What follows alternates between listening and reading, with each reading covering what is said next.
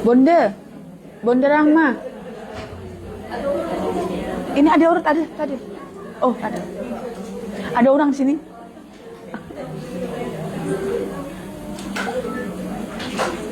Mau masuk.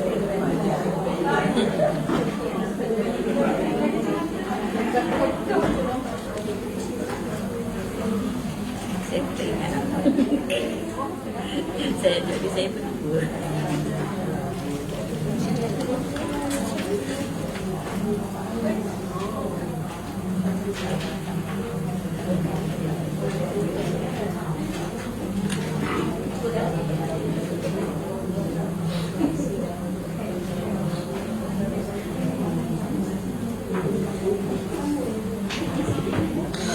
Bismillahirrahmanirrahim.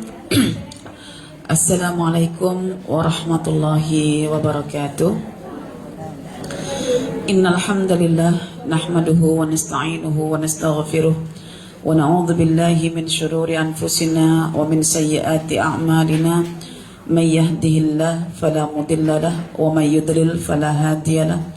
Asyhadu an la ilaha illallah wa asyhadu anna Muhammadan abduhu wa rasuluh. Rabbi syrah li sadri wa yassir li amri wahlul 'uqdatam min lisani yafqahu qawli.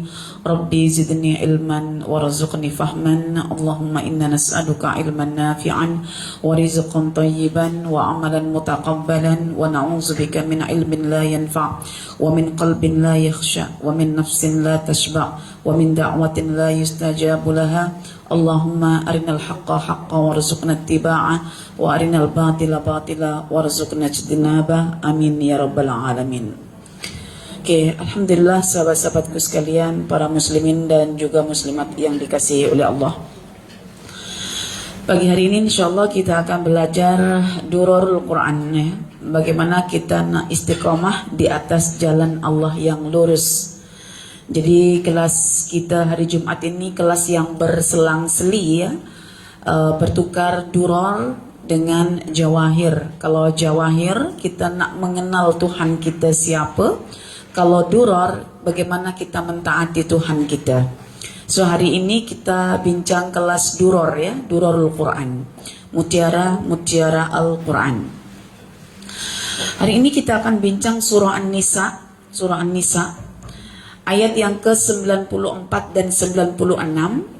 Boleh dibuka kitabnya, muka surat 105. Oke, 105. 3 ayat. Rasa panjang ke pendek Panjang. Allah, kita pendekkan nanti dalam perbincangan ya. Insyaallah kita coba pendekkan. Pendekkan dalam pemaknaan ya. Oke, alhamdulillah di sini banyak hafizul Quran ya. Ustaz Umar ada, Ustaz Abbas ada. Dua-duanya grade daripada Al-Azhar. Ambil sana dekat sana, jadi malu juga Ustazah nanti disebut ayat Quran nih. Ada pakar-pakarnya dekat sini. Jadi Ustaz Umar, Ustaz Abbas, Ustazah minta maaf ya nanti ya kalau bacaannya tak elok.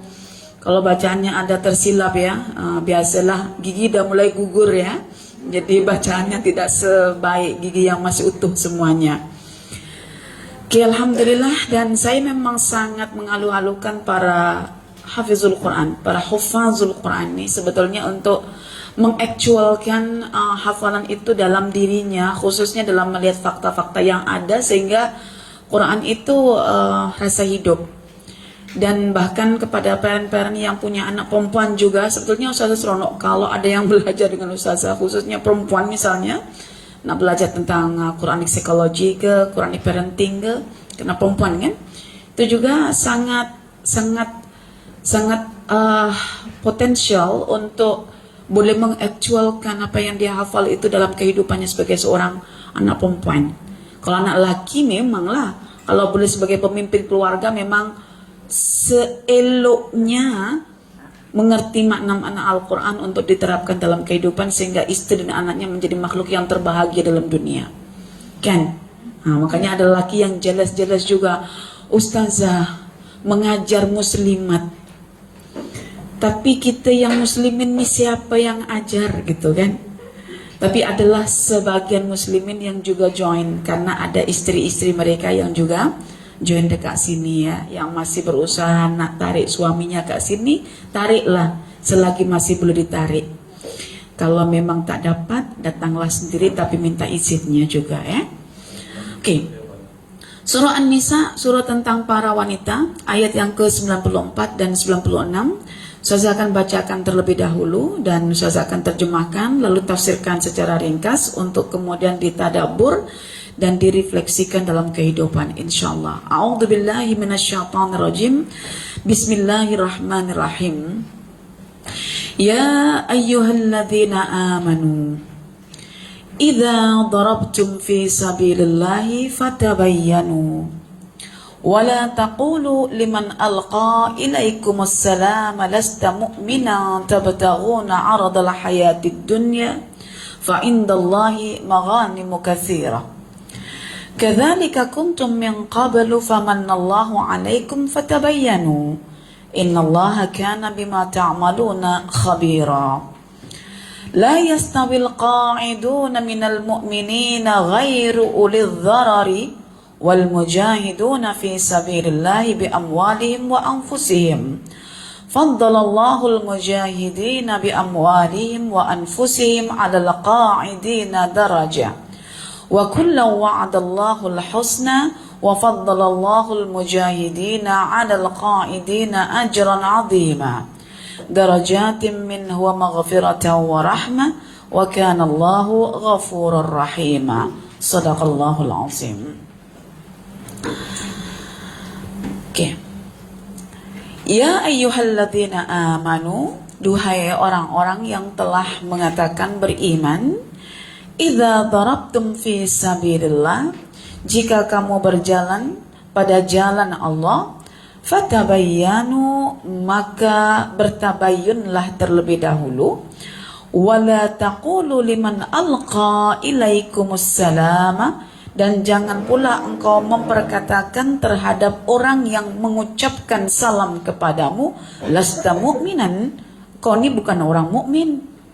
Tabtaguna aradal hayatid dunya, semata-mata karena engkau ingin mencari harta benda di kehidupan dunia. Fa indallahi maghanimu katsira, sedangkan di sisi Allah itu banyak sangat harta benda. Kadzalika kuntum min qabl, demikian itulah keadaan kamu sebelumnya. Famannallahu alaikum, lalu Allah menganugerahkan kurnianya kepada kamu, fatabayyanu, maka sila buat tabayyun terlebih dahulu.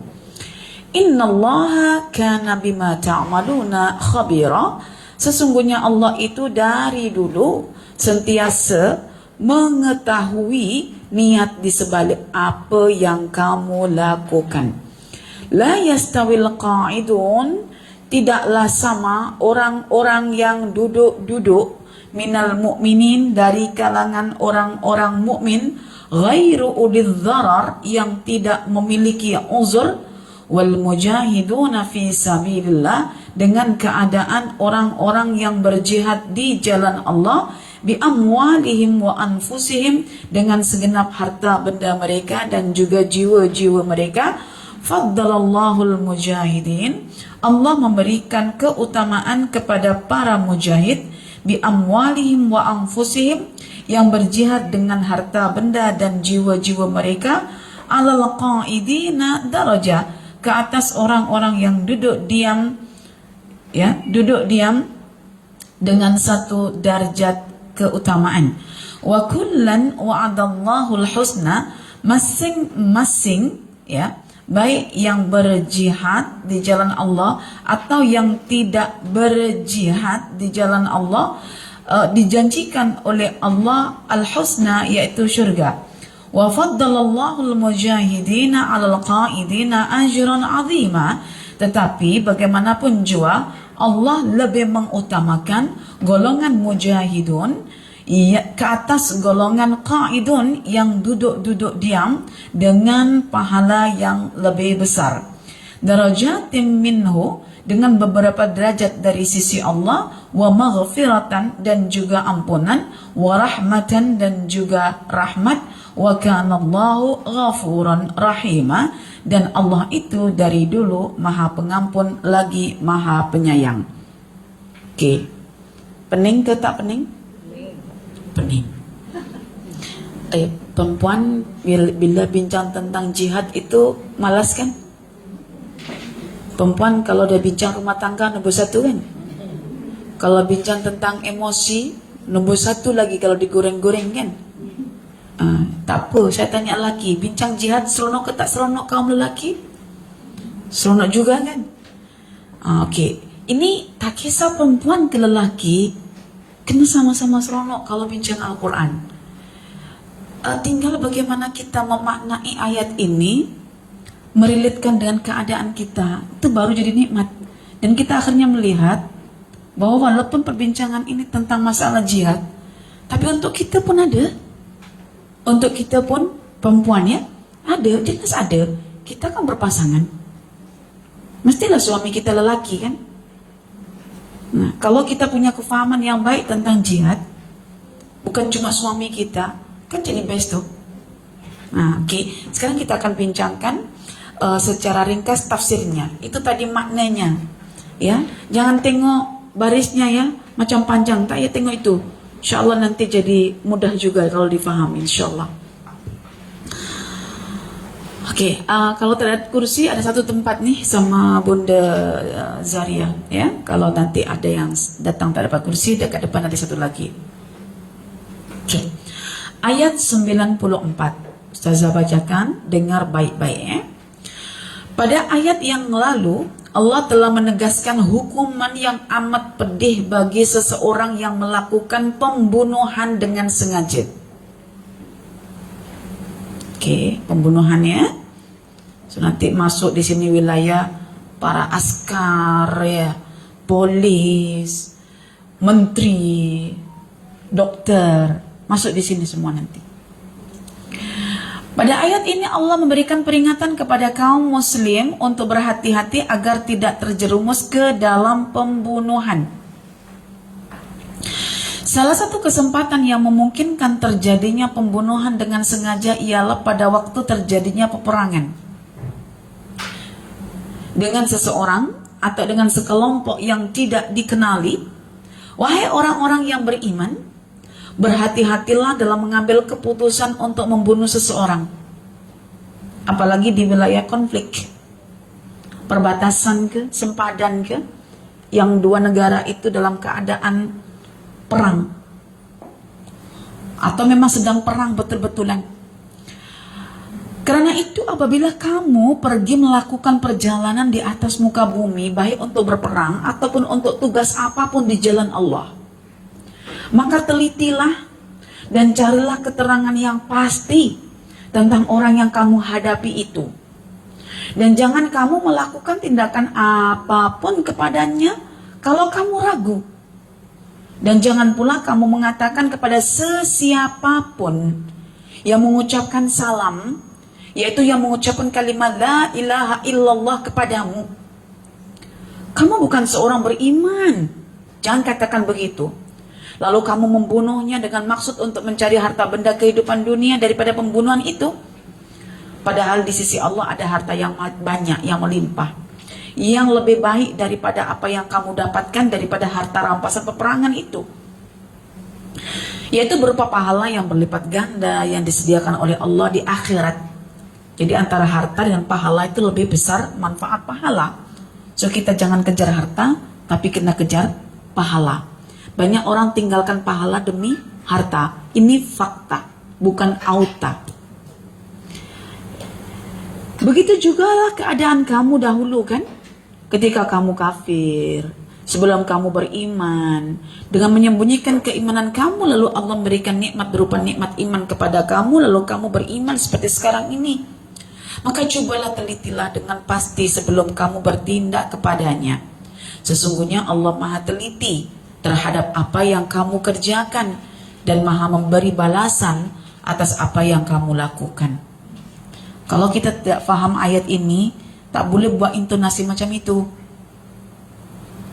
Banyak orang baca, saya tak paham lah baca ini apa. Ya karena mungkin belum paham tafsirnya. Jadi ketika Ustazah paham tafsirnya, Ustazah baca dengan intonasi orang Indonesia, boleh kan? Boleh. Kan biasa tengok sinetron. Tak payahlah ya. Kan sinetron itu kan sudah luar biasa di Malaysia kan. Sekali-sekala pastilah tengok kan. Nah, telenovela dulu sebelum sinetron, telenovela. Tidaklah sama derajat yang diperoleh antara orang beriman yang duduk-duduk, yakni yang tidak turut berperang tanpa mempunyai uzur ataupun halangan, yakni alasan yang dibenarkan oleh agama, dengan orang yang berjihad menegakkan agama di jalan Allah dengan segenap harta dan jiwanya.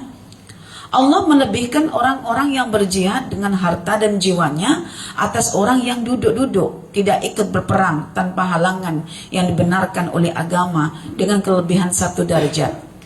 Kepada masing-masing daripada kelompok tadi, Allah menjanjikan pahala yang baik berupa syurga, dan Allah melebihkan orang-orang yang berjihad baik dengan hartanya atau dengan jiwanya atas orang yang duduk dengan pahala yang lebih besar, yaitu berupa beberapa derajat yang didapatnya daripadanya serta keampunan atas dosa-dosa mereka dan rahmat yang selalu tercurah kepada mereka. Allah Maha Pengampun atas dosa-dosa mereka, Maha Penyayang dengan curahan rahmatnya kepada mereka. Maha benar Allah di atas segala firman-Nya. Oke.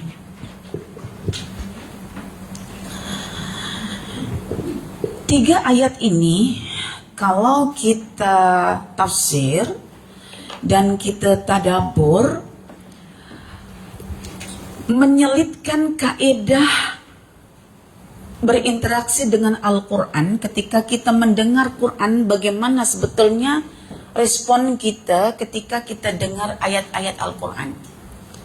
Tapi kaidah itu diselitkan dalam ayat peperangan. Nah, nampak tak? Jadi saya risau sebetulnya tadi malam baca itu. Ini jangan-jangan para peserta ini, maksudnya murid-murid ini, yang perempuan khususnya, time baca ayat jihad, ada jihad, datanglah. Saya ada kerisauan macam itu tahu. Tapi bila saya sampaikan dekat sini nih, jadi pelajaran ya.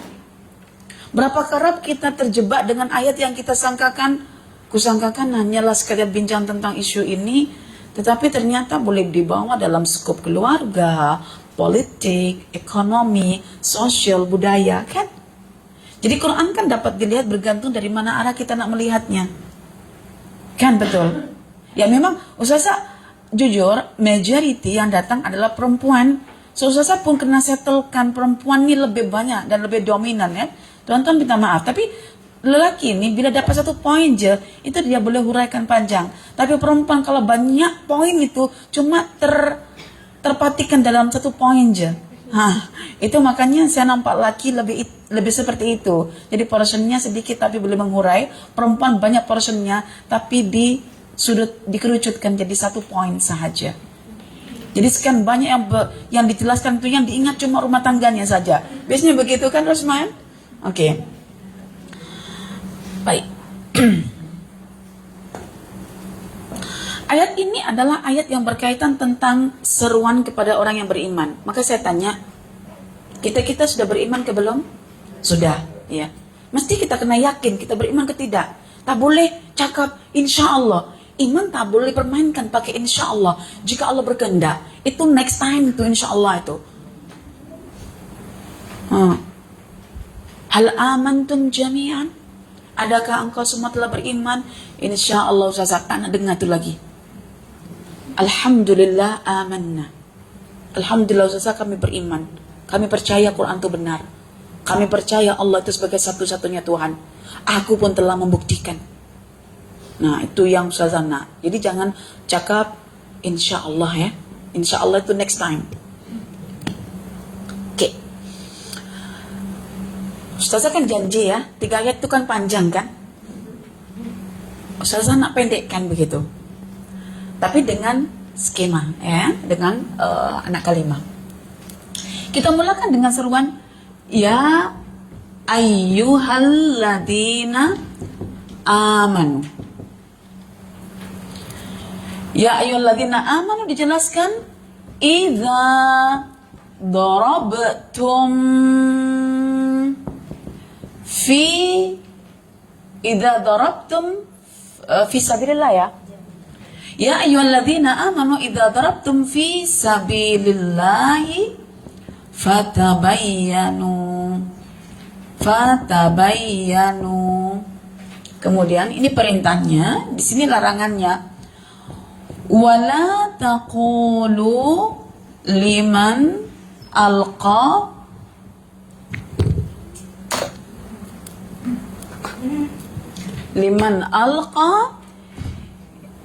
ilaikumus salama lasta mu'minan tabtaghuna aradal hayatid dunya fa indallahi maghanimu katsira. Saya tulis sampai di sini katsira. Kemudian ajakan untuk merefleksi diri. Kadzalika kuntum min qablu famannallahu alaikum fatabayyanu ya, fatabayyanu. Kadzalika kuntum min qablu famannallahu alaikum fatabayyanu. Kemudian Allah memberikan satu amaran, innallaha kana bima ta'maluna khabira. So, amaran ini membuat ramai orang ketakutan, maka dijelaskan pada ayat berikutnya, la yastawil qa'iduna minal mu'minina ghairu ulid darari wal mujahiduna bi amwalihim wa anfusihim wal mujahiduna fi sabilillahi bi amwalihim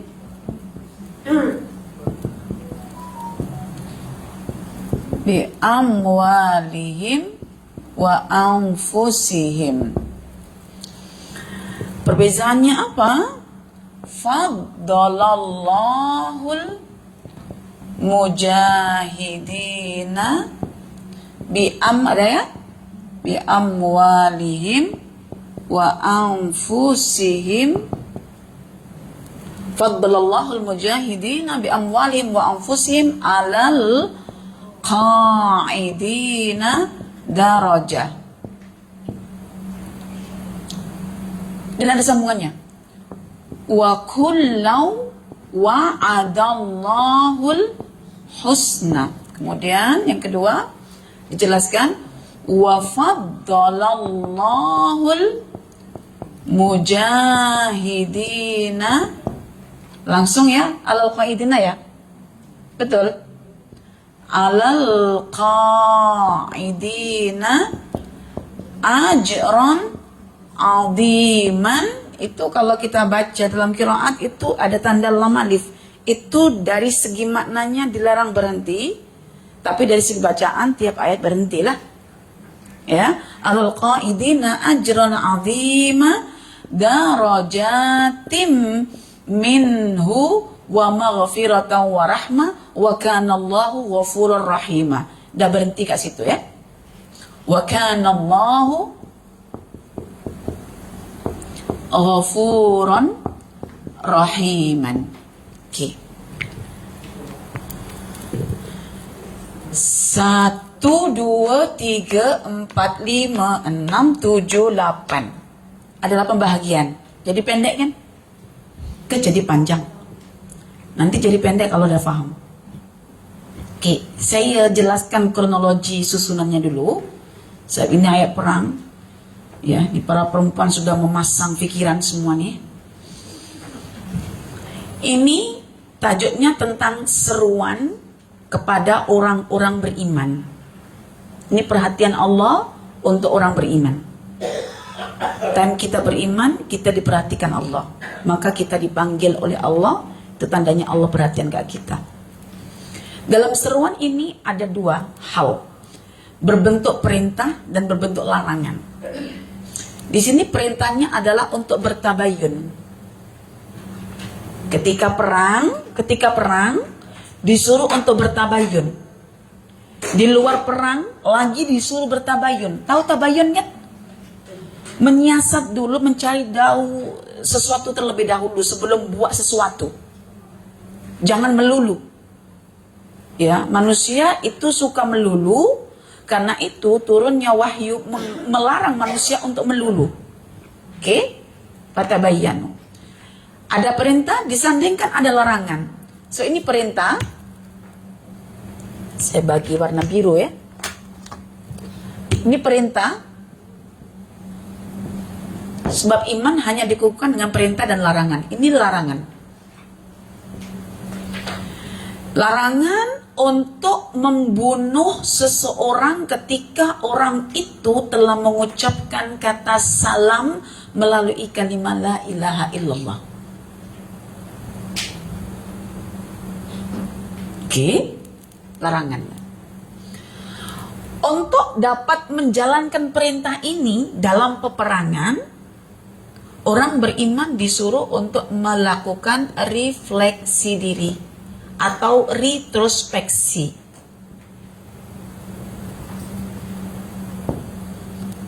Jangan cuma pandai buat introspeksi, buatlah retrospeksi. Kita tengok balik bagaimana keadaan kita sebelumnya. Jadi dalam berbuat sesuatu itu kena ada ukuran. Ukuran itu diri sendiri. Kalau aku terasa sakit dan menderita ketika orang menzalimiku, maksudnya apa? Aku tak nak buat benda itu ke orang lain. Kalau aku gembira dan seronok karena orang lain berbuat baik kepadaku, aku kena buat baik kepada orang lain. Itu namanya menjadikan diri sebagai ukuran dalam setiap perbuatan. Itu kaedah Nabi. So, kaedah Nabi diambil daripada Al-Quran. Inilah kaedahnya. Ini berupa refleksi atau retrospeksi. Tengok keadaan semula diri kamu dulu. Apa yang kamu inginkan dengan diri kamu, itu juga yang diinginkan oleh orang lain yang hendak kamu bunuh. Oke? Retrospeksi. Lalu di sini ada amaran atau ancaman daripada Allah bahwa segenap perbuatan manusia itu dapat dilihat niatnya. Kalau ada khabir itu terkait niat perbuatan. Perbuatan zahirnya nampak elok, tetapi perbuatan itu menunggang pada niat yang salah. Bukan untuk memperjuangkan Islam, tapi untuk mendapatkan harta duniawi sahaja. Maka ketika ada ancaman, orang-orang mukmin rasa ketakutan. Kalau macam itu baik diam duduk kat rumah aja lah. Habis nak perang suruh nyiasat dulu. Dia sudah meludah kat kita, lepas tu mengucapkan la ilaha illallah, gitu kan. Daripada gitu, duduk aja lah dekat rumah. Maka Allah membuat perbandingan antara orang-orang yang duduk di kalangan mukmin dengan yang keluar berjihad. Itu tidak sama. So di sini Allah buat pembezaan tentang dua keadaan mukmin. Kena membezakan dua perkara yang berbeza. Jangan menyamakan dua perkara yang berbeza. Itu zalim. Benda yang sama kita samakan. Dua benda yang berbeza kena kita bezakan. Maka Allah, karena Al-Khabir, tahu, so Allah akan membezakan. Akan ada golongan yang memilih untuk duduk diam, dan ada golongan yang memilih juga untuk tetap berjihad. Dua-duanya dibezakan. Pembezaan pertama terjadi di sini. Satu, ikut keadaan, ya pembezaan pertama, dan di sini pembezaan kedua.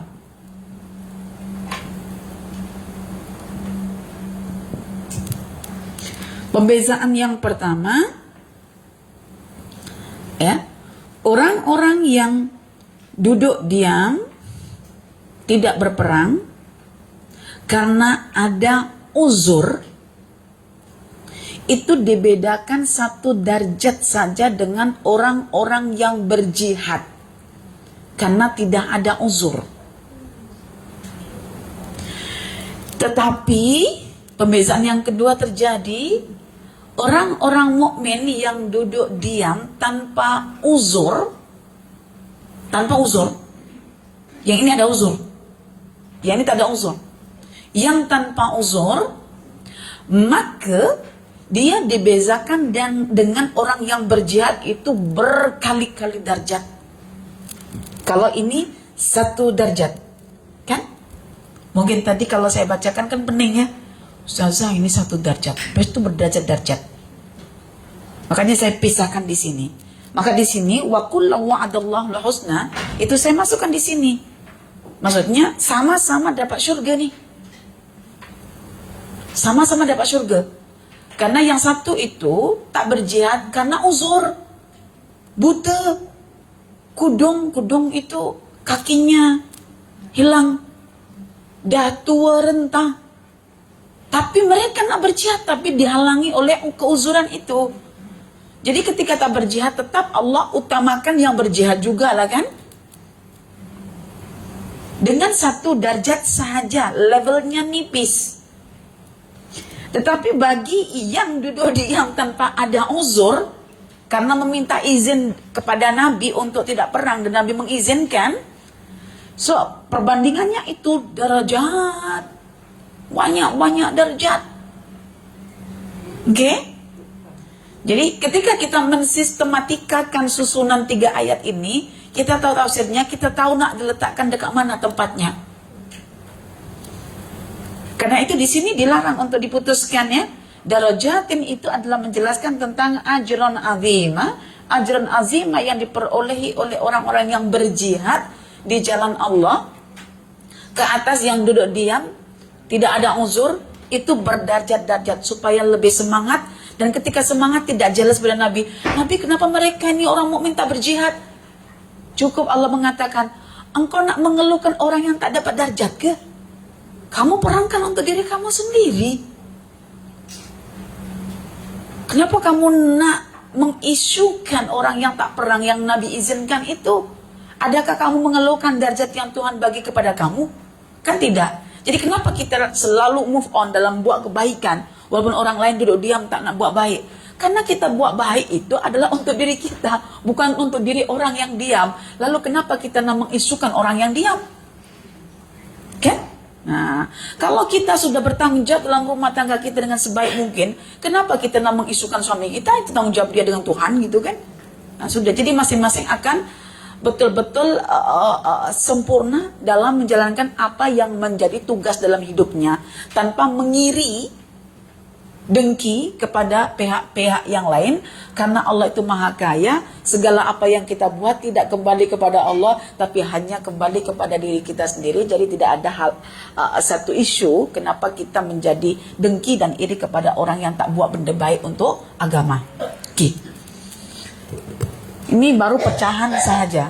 Sudah mulai agak faham sikit ya? Dah mulai faham sikit lah. Gitu, okay. So kita mulakan dari yang di atas supaya lebih senang faham. Ya ayyuhalladzina amanu, bila ada panggilan seperti ini, kita disuruh untuk mendengar dan memaknainya agar kita merefleksikan dalam kehidupan kita. Maka ketika Anda semua membaca ya ayyuhalladzina amanu, tolong refleksi, sudahkah aku beriman? Sehingga kita bersedia untuk menunggu jawaban Tuhan tatkala memanggil kita. Maka sekali lagi saya tanya, hal amantum jami'an? Ya, alhamdulillah amanna. Amanna, kami telah beriman. Kalau orang sudah katakan amanna, summastaqamna, kami beriman dan kami berusaha untuk tetap istiqamah, maka Allah akan datangkan kawan baik untuk orang ini, yaitu malaikat yang sentiasa menghiburnya. Kata Allah dalam Al-Quran, ya, surah Fussilat ayat 31 ya, itu kan disebutkan, innalladzina qalu rabbunallah, sesungguhnya orang-orang yang mengatakan bahwa Tuhan kami adalah Allah, sumastaqamu, kemudian dia istiqamah, tatanazzalu alaihimul malaika, malaikat akan diturunkan oleh Allah untuk apa? Untuk jadi kawan dia, sambil mengatakan alla takhafu wa la tahzanu, tak payah engkau sedih, tak payah engkau takut, wa abshiru, happy, gembiralah, surga menantikan kamu. Jadi kita punya teman kalau kita beriman kepada Allah. Jadi kena yakin ya, yang kita sudah memilih untuk beriman. Konsekuensi atas iman adalah amal. Amal itu pengukuh atas iman yang ada dalam hati kita. Iman tanpa amal, dia akan rapuh. Maka ketika kita beriman kepada Allah, Allah pasti akan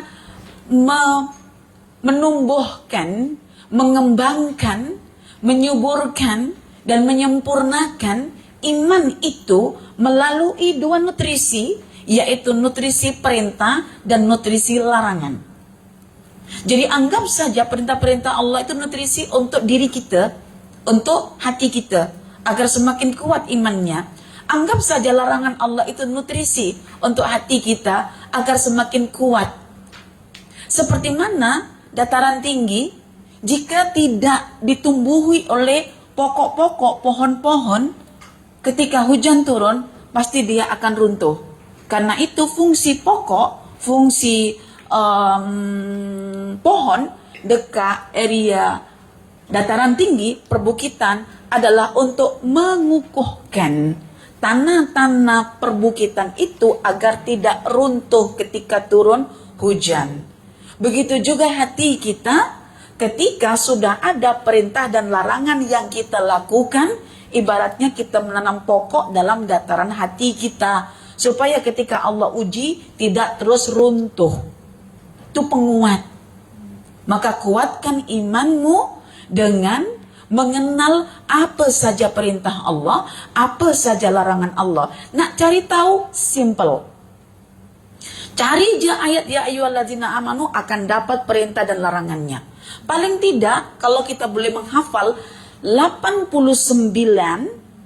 seruan ya ayyuhalladzina amanu dalam Quran, kita hafalkan, kita baca ketika kita sholat satu ayat, mengingatkan tentang kualiti hati kita dengan perintah dan larangan dalam seruan itu, insya Allah hati kita laksana rabwah, dataran tinggi yang ada kebun di situ, yang ada pohon di situ, yang ada pokok dan tanam-tanaman di situ. Itu yang kita nak dalam hidup kita.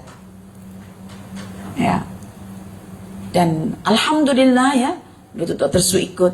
Kita Rami sudah pernah mengadakan 2,5 tahun bimbingan khusus seruan ya ayyuhalladzina amanu, dan sudah di-thumb drive-kan. Tinggal nak struggle mengaturkan masa, one day one seruan, one day one reflection. Bagaimana kita mendengar seruan itu dan merefleksikan dalam diri kita. Juga one day one struggle. Orang nak refleksi tak mudah ya. Struggle nak amalkan. One day one tawakal. Satu hari dengan tawakal atas perintah dan larangan itu. Itu maknanya kalau berhari-hari kita buat dengan cara seperti itu, itulah cara kita mengukuhkan hati kita yang sudah ada iman. Ibaratnya Allah lihat dataran hati kita ini perlu untuk ditumbuhkan tanam-tanamannya agar menjadi kuat, maka anggaplah perintah Allah itu adalah tanaman yang ditanam Allah dalam hati kita. Anggaplah larangan Allah itu kalau kita lakukan tanaman yang ditanam dalam hati kita. Betul ke tidak secara saintifik? Siapa yang belajar ilmu sains di sini? Kenapa terjadi tanah runtuh? Lagi-lagi kan Ustazah, kenapa kena dengan fenomena sekarang ini? Bukan Ustazah nak kena-kenakan dengan fenomena saat ini. Memang faktanya tengah sedang berkaitan begitu. Mungkin Allah aturkan. Tidak ada sesuatu itu kebetulan. Jadi nanti akan ada namanya pembunuhan yang terancang dalam satu generasi. dengan merucapkan sistem alam melalui jawatan-jawatan yang diterimanya. So ini kita akan betul-betul melihat betapa Quran itu solutif dalam mengatasi masalah-masalah nafsu manusia hari ini yang tidak pernah puas dengan kekayaan yang telah Allah berikan. Bukan orang susah pun yang buat benda macam itu. Bukan orang susah, orang senang. Orang susah itu cukup perutnya terisi nasi, makan, dah cukup. Orang senang tak cukup perutnya, tapi ada yang di luar. Oke, sekarang kita masuk kepada perintah. Masuk pada perintah. Perintahnya adalah jika kamu berjalan, doroba, itu kan kalau kita sering artikan dengan memukul. Oke, kalau untuk konteks orang-orang yang berzina, Allah tak memerintahkan untuk fadribuhum, tapi fajliduhum, kena sebat dan kena mengena pada kulit sahaja, tak boleh menembus dekat daging. Maka kulit akan dibagi-bagi susunannya, mana yang paling rawan dengan rasa sakit, disitulah tujuan sebatnya itu. Jadi tak boleh nak sampai daging itu terkeluar, cukup sampai jild, yaitu kulitnya saja, maka timbullah perintah fajliduhum. Tapi Nabi kita ketika menjelaskan tentang pendidikan untuk anak-anak, Nabi tidak menggunakan fajliduhum, tapi Nabi menggunakan perintah fadribuhum wahum abna'u ashrin. Darab mereka, bukan jilid mereka, darab mereka. Makanya ada istilah penjilidan buku. Itu maknanya buku itu dibalut menggunakan kulit. Ya, tapi anak-anak bukan fajliduhum, tapi fadribuhum. Fadribuhum kalau kita tengok terjemahan saja tak kemana, pukul kan gitu. Tapi kalau orang Arab tidak, berjalan menggunakan kaki di atas bumi tanpa nak begini, jalan begini saja itu dianggap fadribuhum fi sabilillah. Berjalanlah kamu di atas muka bumi. Maknanya apa? Orang menyimpulkan dalam pendidikan anak jangan menggunakan kekerasan tapi ketegasan. Tegas bukan bermakna kasar dan keras. Tegas maknanya konsisten dengan aturan yang kita tetapkan.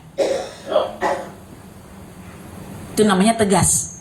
Jadi fadribunya itu bukan lagi menjilid atau menyebat, tapi menepuk. Ibarat bunyi kaki yang menepuk permukaan bumi. Plek, plek, plek, plek. Begitu. Jadi tak boleh begini. Dash. Keluar kotoran kanan kiri, apa telinga kirinya. Tak boleh. Sampai ada yang sengek juga, itu tak boleh kembali. Tak boleh. Atau mencubit dengan memelintirnya begini. Lalu meninggalkan bekas merah untuk akhirnya menghitam.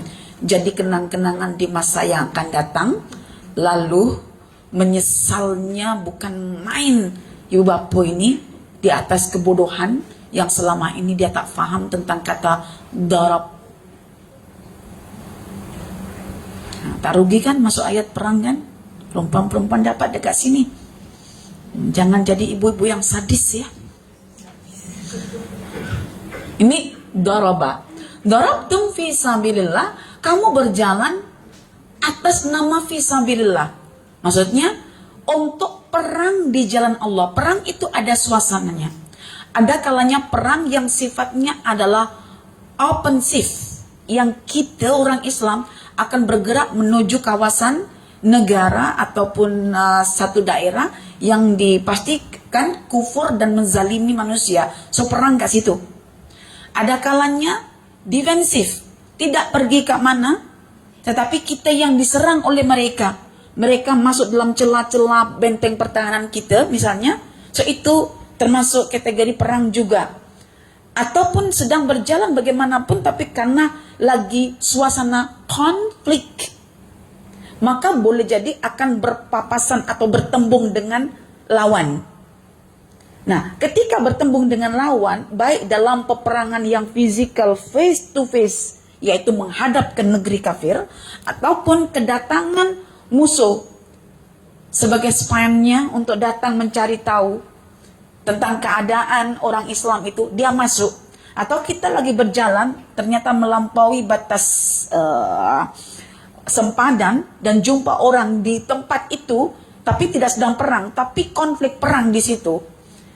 Yang jelas seperti itulah keadaannya. Oke, boleh paham ya? Idza darabtum fisabilillah. Maka, time kamu jumpa mereka, baik dalam peperangan face to face yang sifatnya fisikal, kita orang Islam mendatangi tempat musuh, ataupun musuh mendatangi tempatnya orang Islam, baik dengan cara sembunyi-sembunyi, menyelinap dan lain sebagainya, fatabayyanu, maka disuruh untuk bertabayun. Apa yang kita paham di sini adalah Islam sangat menghargai nyawa manusia. Walaupun dalam isu perang tetap disuruh mencari tahu layak tak layak dibunuh orang ini. Apalagi di luar perang, lagi kita doublekan tabayunnya. Ya kalau dalam perang kan mungkin sangkaan kita, tentulah yang datang yang ini itu pastinya musuh, begitu kan? Sudah senang. Itu pun disuruh tabayun. Kalau tidak sedang perang, macam mana? Lagi tabayun. Itu logik berfikirnya kita. Kan? Fatabayyan. Sampai hal ini pun berkaitan tentang pemberitaan, agar kita tidak salah dalam menginterpretasikan. Tolong tabayun. Bila kita gagal melakukan tabayun karena ego kita, itu yang akan berlaku huru hara. Boleh timbul permusuhan, boleh timbul sangkaan negatif. Karena itu kalau kita baca ayat Quran, cukup tak kita tengok teksnya saja. Banyak orang-orang yang menyeleweng dalam menggunakan ayat Quran untuk brand dia, untuk dia punya kepentingan copywriting dia. So dia ambil cedok ikut zahirnya, tapi tidak menyelami dengan bertabayun dulu. Supaya bayin dan jelas ayat itu. Yaitu bertabayun kat mana? Dekat mufasir. Maka bukalah tafsir. Karena saya mendapatkan ada orang ini, misalnya dia passion dia dekat misalnya dekat bidang motivasi begitu, tapi bukan orang ahli Quran, tetapi ingin adjust dia punya teori motivasi itu dengan salah satu ayat, tapi ayat Quran tuh ditengok zahirnya, tetapi kalau ditelusuri tafsirnya tidak seperti zahirnya. Dan kerap tak kita terjebak begitu. Nampak zahirnya begini ustazah, tapi bila kita menyelam tidak sama. Zahirnya kuburan kan tenang. Kalau kita menyelam ke dalam, huru hara. Zahirnya lautan itu kan cantik di permukaan. Masuk ke dalam, gelap gelita. Gelombangnya banyak. Sampai ada Buddha itu menganalogikan tentang gudang garam. Gudang garam itu kan jenama untuk rokok. Gudang garam, gudang itu adalah store.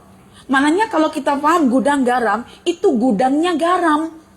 Tapi bila masuk, tak jumpa garam pun. Jumpa apa? Jumpa rokok.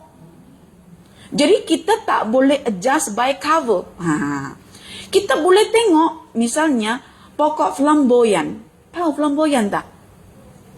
Itu yang hampir pupus dan punah. Saya jumpa dekat PPPS.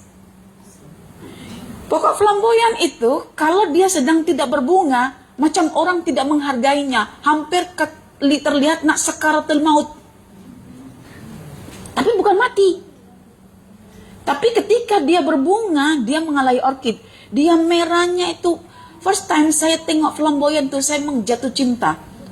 Tetapi susah untuk menanam itu dari bijinya itu. Kita tengok zahirnya ketika tak berbunga macam tapi ketika berbunga dia tahan lama dan warnanya itu merahnya merah mempesona. Dan saya pun terpesona. Nah, itu kalau perasaan dekat PPPS itu ada itu pokok-pokok itu.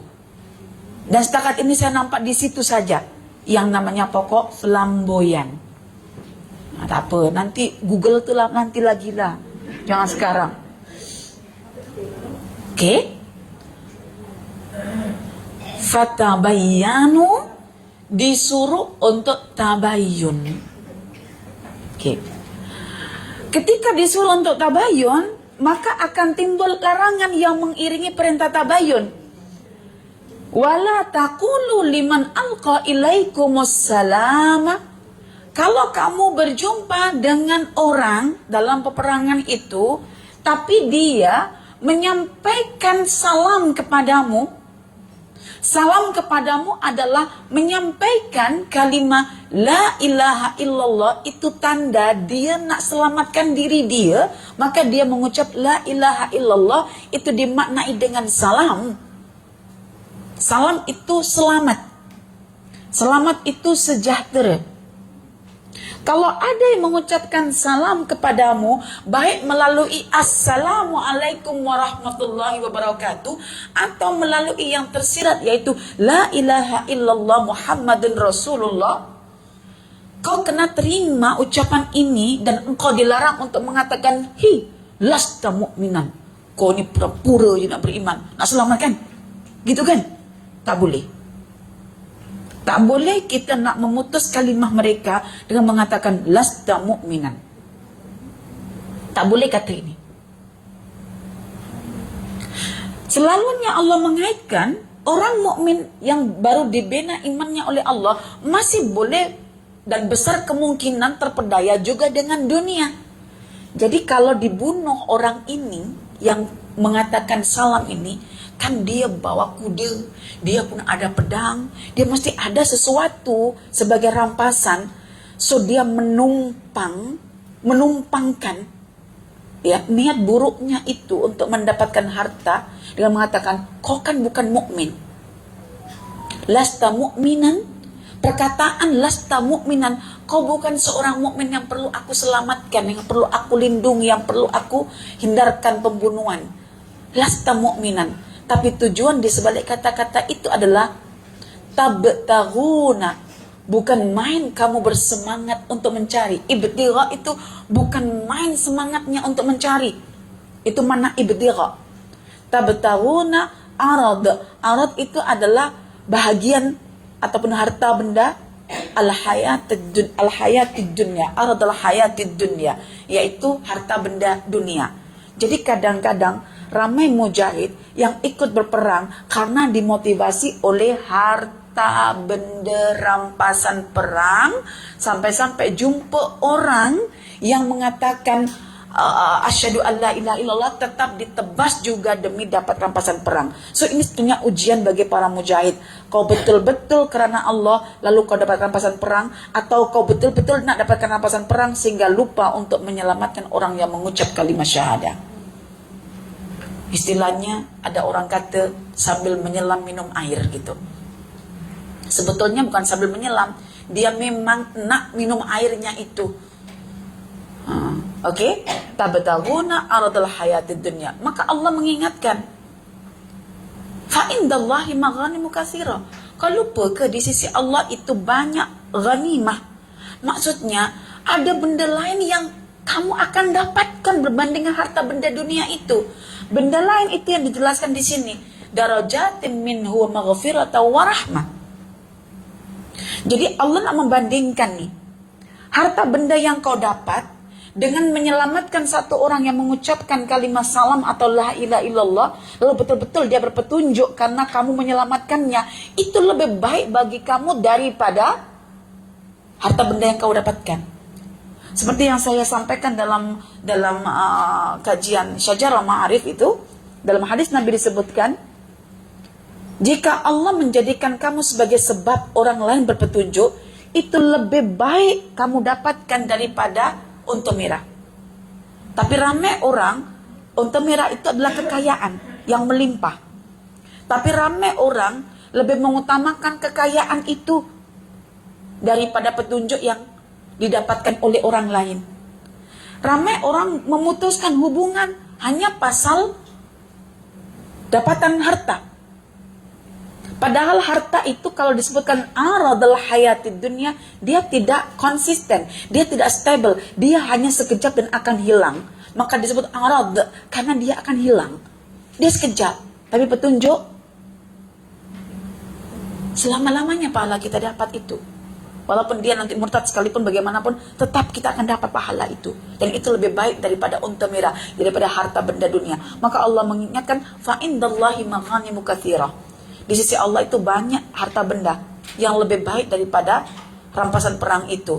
Maka Rasulullah mengatakan, fa ajmilu fit talab. Kalau nak cari rizki di sisi Allah, perbaiki cara kamu mendapatkannya. Perbaiki, itu Nabi dah fokus dah. Rizki kalau kau dapatkan dengan cara buruk, kau dapat.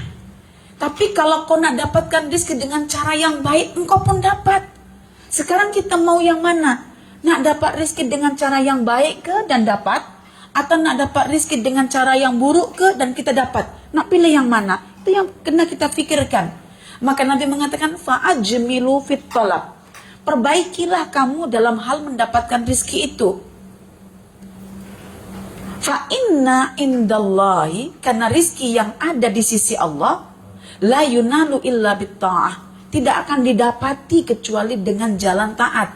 So artinya setiap kali kita mentaati Allah, itu cara kita menjemput rizki kita. Kita selalu mengatakan taat itu lain, kerja lain. Tetapi Allah kata ketaatanmu itulah namanya cara meraih rizki. Jadi kita kena riset pola pikir kita. Time kita mentaati Allah, itu cara kita memperolehi rizki. Fa inna ma indallahi la yunalu illa bitta'ah. Apa yang ada di sisi Allah itu cuma dapat diraih dengan mentaati Allah. Jadi selagi mana kita mentaati Allah, Allah pasti mengamanahkan harta itu kepada kita. Dah, itu cara. Maka aturan Allah ini tolong wahai kaum mukminin, terapkan. Jangan hanya mengusik ghanimah orang itu, yang di sisi orang itu. Ingat yang di sisi Allah itu lebih baik daripada di sisi manusia. Kalau lebih baik, fa'ajmilu fit talab. Maka perbaikilah cara kamu untuk mendapatkannya. Itu namanya mencari rizki melalui jalur taat. Iya.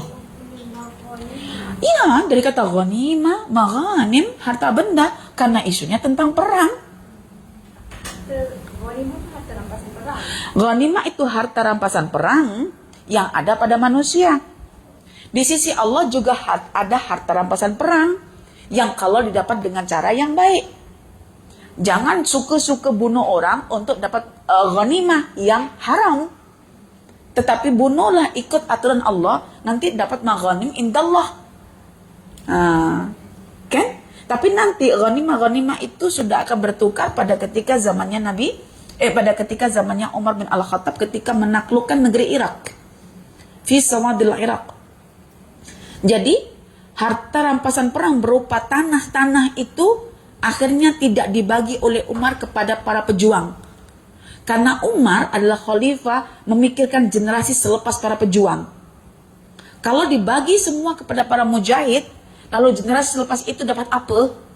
Maka sawadul Irak, tanah dekat Irak itu diusahakan oleh pihak kerajaan, oleh pihak pemerintahan zamannya Umar, sehingga boleh didistributkan hasilnya kepada rakyatnya tanpa memberikan kepada semua, kepada para pejuangnya. Time awal sebagai motivasi, dan masuk Islam kuat, jangan orientasi harta lagi, biarlah harta itu untuk anak keturunannya. Watilkal ayyamu nudawiluha bainan nas. Allah nak pergilikan manusia itu jangan sampai yang kaya itu kaya terus, nanti akan berlaku monopoli kekayaan melalui perang atau jihad. So itu keputusan dalam politik Umar. Nah, tapi ramai orang tak suka dengan Umar. Karena Umar memikirkan tentang nasib rakyatnya kemudian selepas generasi dia. Itulah sistem khalifah yang meninggalkan benda terbaik untuk keturunannya yang akan datang. Bukan dihabisi sekarang, nanti kemudian I don't care. Bukan seperti itu. Ini bukan khalifah. Kalau khalifah apa? Penjahat. Senang cakap. Penjenayah. Oke. Udah tahu kan dua aturan ini ya? Dua perintah, satu perintah dan satu larangan. Oke. Di sini ada poin penting yang saya nak sampaikan tentang kata salam. Kenapa menggunakan wa alqa liman alqa ilaikumussalam? Assalam dari kata salamah, yaitu keselamatan. Maknanya kalau orang menyampaikan salam, itu dia ingin diselamatkan. Betul tak? Oke, ingin diselamatkan. Bila ingin diselamatkan, maka setiap kita dalam sunnah Nabi dianjurkan untuk mengucapkan satu sama lain. Tapi kita jarang mengenal falsafah salam. Dan sekarang ini saya nak jelaskan. Dalam hadis Nabi SAW, Nabi bersabda, La tadakhulul jannata hatta tu'minu. Kamu takkan boleh masuk syurga selagi kamu tidak beriman. Wala tu'minu hatta tahabu. Dan kamu tidak akan beriman selagi kamu tak menunjukkan bahwa dirimu saling mencintai sesama orang-orang beriman. Wala tu'minu, dan iman kamu hanya dianggap omong kosong kalau kamu tak buktikan melalui saling mencintai, hatta tahabu. Lalu Nabi mengatakan, awala ajullukum ala syai'in idza fa'altumuhu tahabbtum. Mau tak saya tunjukkan kepada kamu semua sesuatu perbuatan yang kalau kalian buat pasti kalian akan saling mencintai. Nabi kata, afshus salama bainakum. Sebarkan salam di antara kamu. Contoh, saya ketika mengatakan Assalamualaikum intan, mananya intan akan mengucap fahayu bi ahsana minha ya. Waalaikumsalam warahmatullahi wabarakatuh Ustazah. Maksudnya apa? Ada ketersalingan. Kalau tahabu itu ketersalingan, paling tidak 2 orang, paling banyak lebih daripada 2 orang lah. Saling. Maksudnya ketika saya mengucapkan kata salam itu haram bagiku untuk menyakiti dia. Dan ketika dia mengucapkan balik salam yang sempurna, haram lebih lagi, haram jadul, haram jadah untuk menyakiti saya. Kenapa? Apa hubungan salam dan cinta? Cinta itu adalah sebuah ekspresi diri untuk menahan tidak menyakiti, dalam masa yang sama tetap memberi. Itu cinta. Cinta itu bukan menuntut. Kalau dalam rumah tangga, I love you, you too, tapi hidupnya saling menuntut, itu tidak love. Love itu akan terkait dengan salam. Bagaimana kita mencoba menahan diri tidak menyakiti pasangan kita, tapi menerima untuk disakiti. Karena namanya manusia tak boleh kita set up kan. Tetapi walaupun disakiti tetap memberi yang terbaik. Kalau saya seperti itu mencintai suami saya pun mencintai saya seperti itu yang rumah tangga harmoni. Afsus salam di dalam rumah tangga itu lebih utama sebelum kita keluar yang lain. Makanya bila kita masuk rumah jumpa anak, Assalamualaikum. Maknanya ayah kalau mengucapkan salam kepada anaknya, anak mengucapkan Waalaikumsalam warahmatullahi wabarakatuh. Lalu ayah tengok bila anak itu hancur pura-puranda dengan mainan, kan sudah mengucap salam itu, haram untuk memaki, mencela. Kata anaknya, kan ayah sudah mengucap salam, itu ayah kena tahan dengan tindakan kami yang menyakiti ayah. Dan ayah kena bertahan untuk tidak menyakiti kita orang. Dan ayah tetap boleh menolong kami dalam hal kebaikan. Ayah, tolong kemaskan bilik kami, ayah. Kan ayah balik pulang bukan CEO lagi ya. Ayah sebagai ayah, kami dah rindu. Tolong bantu kita orang susun ayah. Salam. Kenapa aku mengucap salam tadi? Jangan begitu.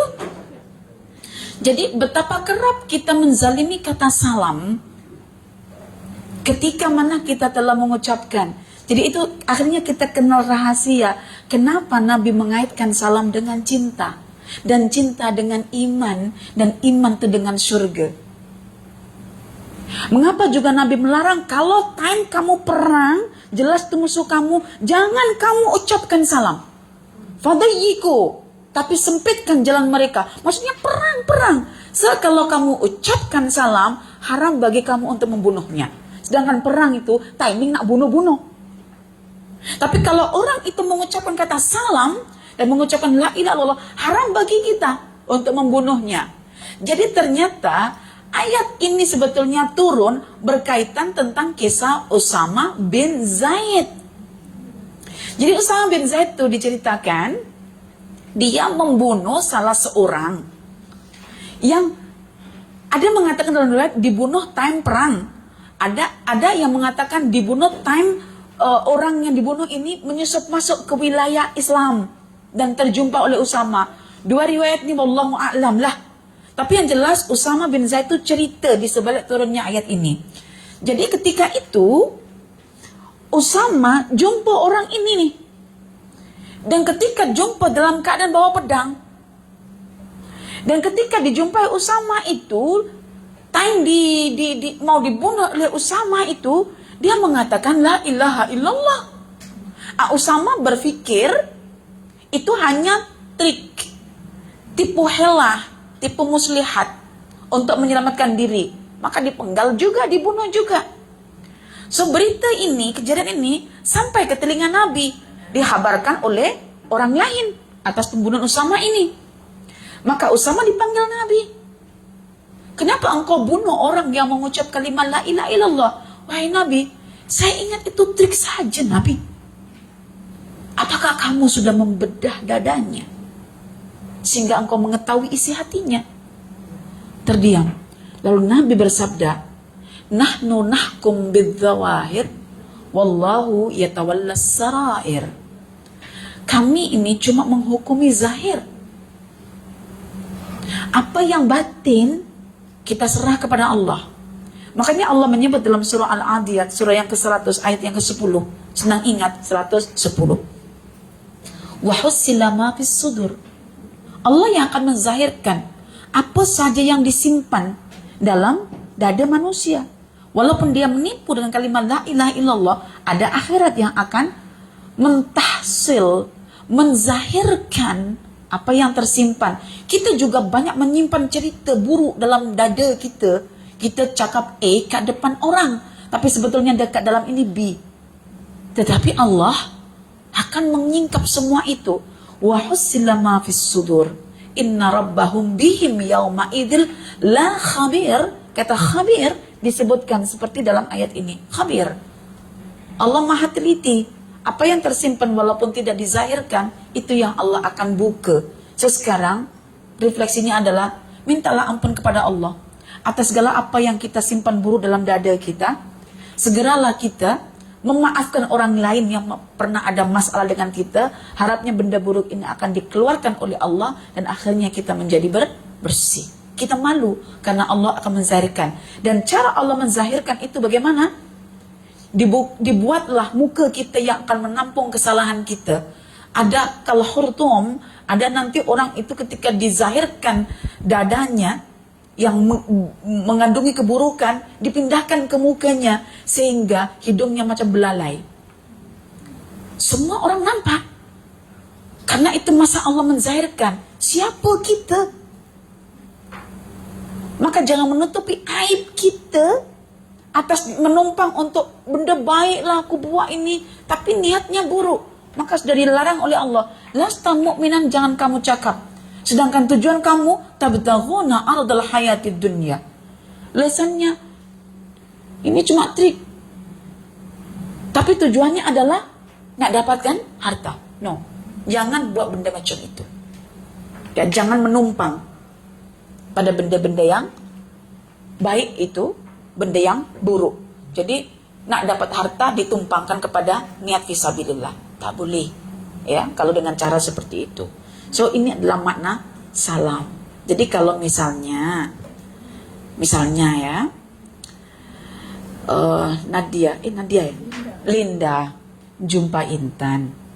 Linda mengucap Assalamualaikum, Intan membalasnya Waalaikumsalam. Maknai itu adalah tahabu, ketersalingan dalam mengikat rasa cinta untuk bertahan kalau disakiti dan menahan diri untuk tidak menyakiti dan dalam masa yang sama tetap memberi. Itulah hakikat cinta. Maknanya Tuhan selama ini mencintai kita ke tidak?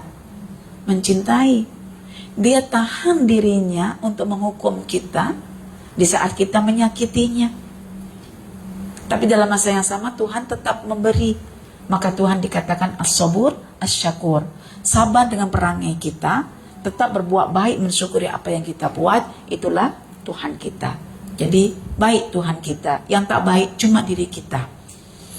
Oke. Kan benda ini perintah dan larangan. Mudah ke susah untuk dilakukan? Susah. Karena susah itu maka Allah mengajak orang-orang mukmin yang berjihad ini supaya tidak salah bunuh untuk merefleksi ataupun meretrospeksi keadaannya semula sebelum dia jadi seorang mukmin. Ya. Kadzalika kuntum min qabl. Keadaan mereka yang mengucapkan alqa ilaikumussalam, itulah kamu dulu. Dulu kamu kan sempat juga menyembunyikan iman kamu sebelum kamu beriman. Dulu kamu sebelum beriman kan ingin ditoleransi supaya tak dibunuh. Lalu kamu juga ada di satu ketika mengucapkan salam untuk melindungi diri kamu. Bahkan ketika kamu pun beriman, kamu sembunyikan iman kamu sehingga orang lain nampak kamu masih seolah-olah kafir. Lalu kamu mengucap kalimat syahadat ketika hendak dibunuh. Nak tunjuk bahwa diri kamu itu mukmin, tapi kamu sembunyikan ketika kamu duduk di negeri kafir. Tapi sekarang kamu punya keberanian untuk menzahirkan iman kamu. Dan sekarang kamu duduk bersama orang-orang mukmin yang berjihad. Coba tengok balik orang-orang dulu itu adalah kamu. Gitu. Nampak tak?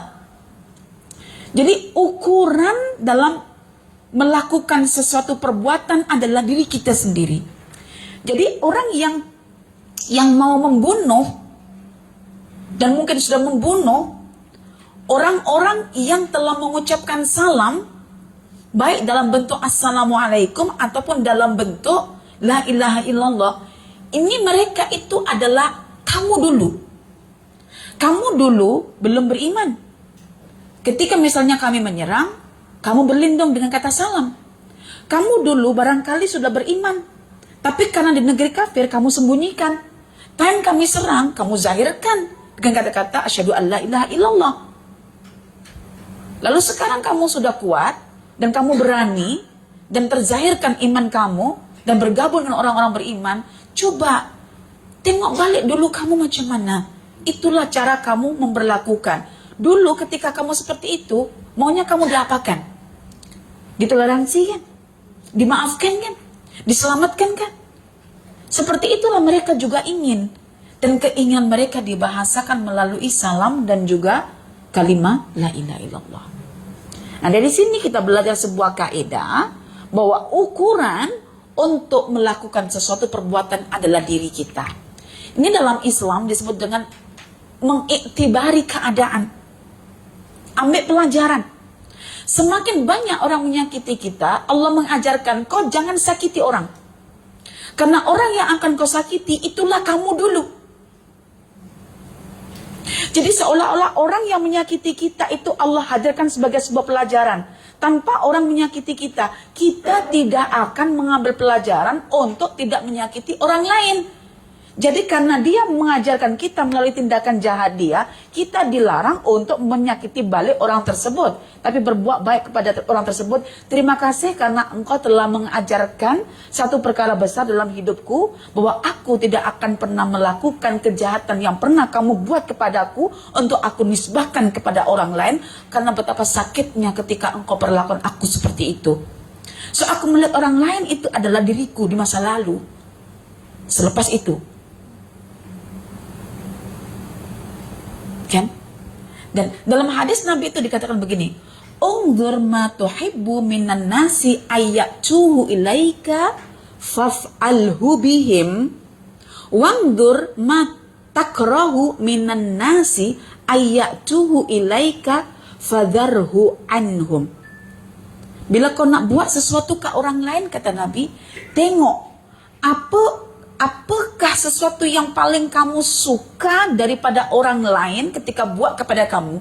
Itu yang patutnya kamu buat ke orang lain. Seorang lain tuh ajar pada kamu buat pada orang lain.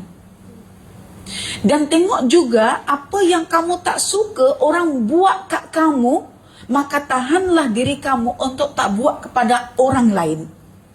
Jadi dua manusia yang kontras nih, yang sama-sama mengajarkan nilai kebaikan dan keburukan, kita cuba untuk merasakan kebaikan keburukan itu, and then kita terapkan kepada orang lain. Pada orang lain, kita halang diri kita untuk buat buruk karena terlalu sakit ketika kita dizalimi. Kepada orang lain kita terapkan kebaikan karena terlalu gembira ketika orang baik kepada kita. Betul tak? Orang menekan kita, jangan fikir balik tentang orang yang menekan kita. Fikir orang lain, jangan sampai jadi korban bagi kita untuk menekannya. Itu pelajaran berharga dalam hidup kita. Orang putih mengatakan, bukan orang Islam, orang putih dulu. Ketika aku berada pada titik kerendahan, aku anggap itu bukan sebagai sesuatu takdir yang perlu aku berdamai, tapi bagiku itulah pelajaran yang berharga. Bagi dia itu pelajaran berharga. Kita sibuk berdamai dengan takdir, tapi tak pernah mengatakan itu pelajaran berharga.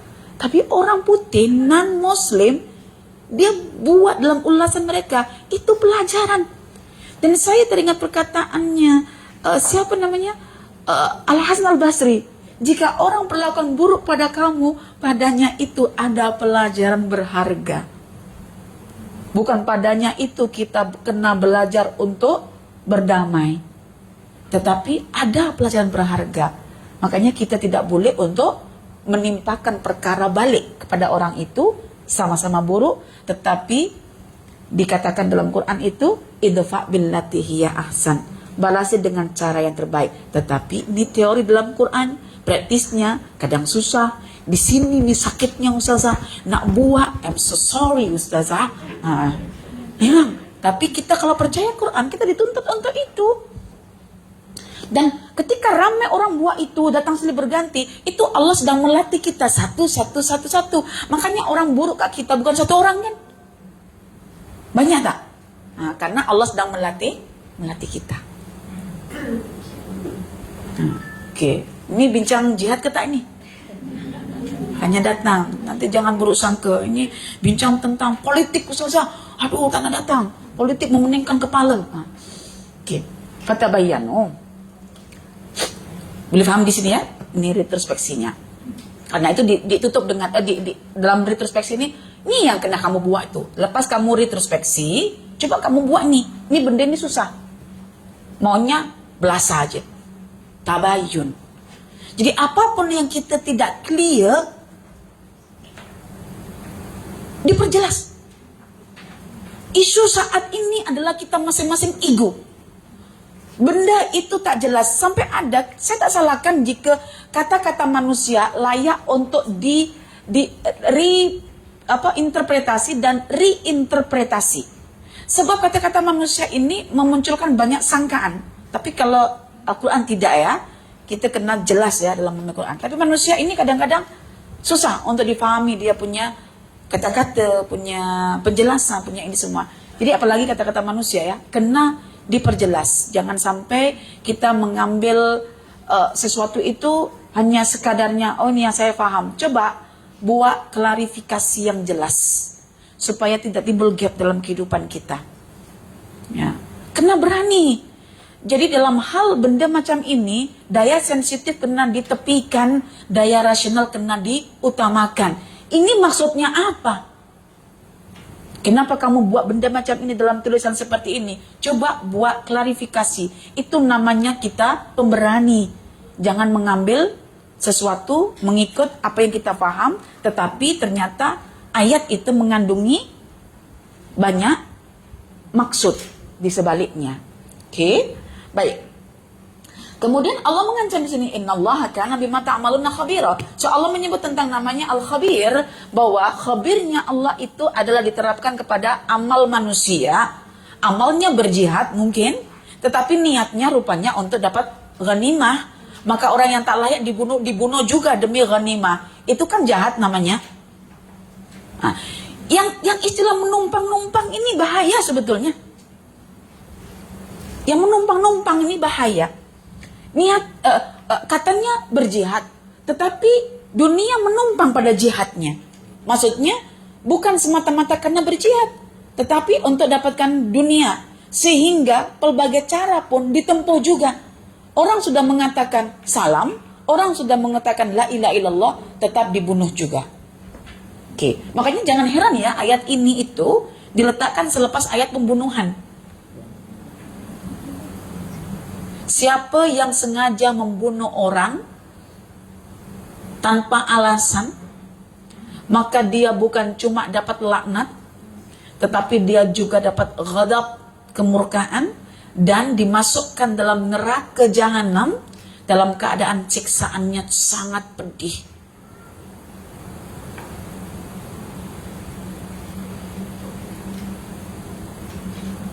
Itu baru ayat ini. Maknanya membunuh manusia sengaja di luar perang itu kan hukumannya masuk neraka. Membunuh manusia di luar perang itu kan dianggap kejahatan yang luar biasa. Satu, dia akan masuk neraka. Dua, dia akan dilaknat Tuhannya. Tiga, dia akan dimurkai Tuhannya. Keempat, dia akan dapat azab yang pedih. Jangan sampai kamu juga membunuh dengan sengaja dalam peperangan. Orang-orang yang dikecualikan. Oke. Jadi saya nak katakan tentang masalah pembunuhan. Orang yang bijak adalah orang yang boleh mengaktualkan ayat Quran itu pada kehidupan. So kita boleh melihat isu saat ini melalui Al-Quran. Orang selalu memahami membunuh itu kan face to face, gunakan senjata atau pakai racun atau pakai tusukan atau pakai apa? Membunuh ya. Ada yang membunuh tidak cara seperti itu. Membunuh dengan cara tersenyum pun boleh. Kan?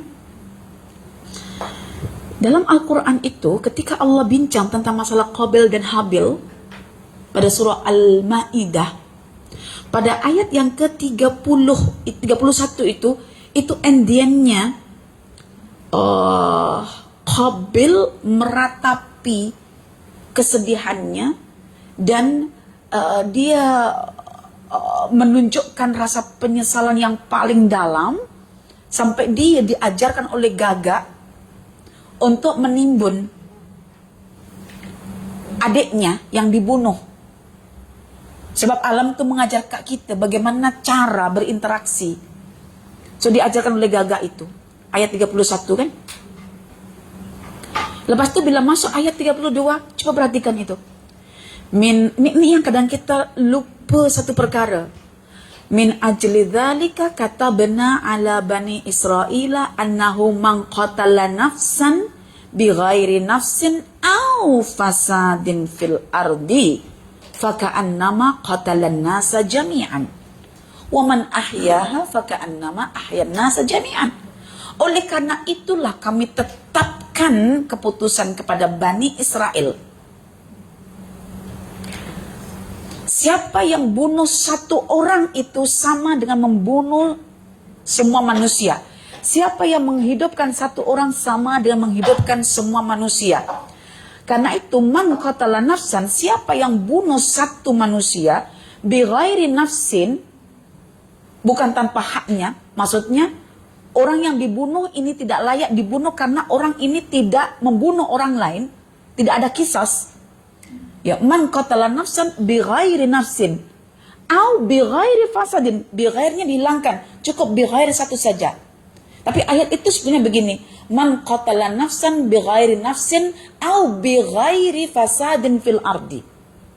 Jadi ada dua manusia ini yang berhak untuk dibunuh, yaitu manusia yang telah membunuh orang lain dan manusia yang telah melakukan kerosakan di atas muka bumi, sebab kerosakan itu ramai manusia terbunuh.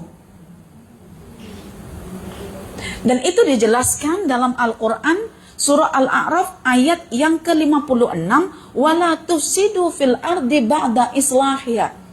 Jangan kau rosak bumi selepas bumi itu sudah sudah baik betul. Allah dah set betul dengan sebaik-baiknya. Bagaimana Allah telah menumbuhkan pokok-pokok yang berakar tunjang untuk boleh menyerap air. Dan bahkan boleh untuk menampung air. Ketika dirosak oleh manusia, turun hujan, patutnya diterima oleh tanam-tanaman yang akan menghasilkan makanan untuk orang-orang di hutan ataupun makhluk-makhluk di hutan memakannya. Tapi ketika ditebang, fasad. Ketika fasad, runtuh. Ketika runtuh, terbunuhlah manusia. Itu masuk kategori orang yang berhak untuk dikisos. Dibunuh. Karena itu dari kecil kita diajar parent kita sebetulnya mengenal sebab akibat. Kenapa perahu itu berlayar? Sebabnya karena ada angin yang menggerakkan. Kenapa tanaman itu subur? Sebabnya ada hujan yang mencurah. Kenapa daun itu menguning? Karena tak ada tangan manusia yang menyiramnya di musim panas. Hujan tak turun. Ada sebab dan akibat. Maka anak yang bijak berpikir tentang sebab.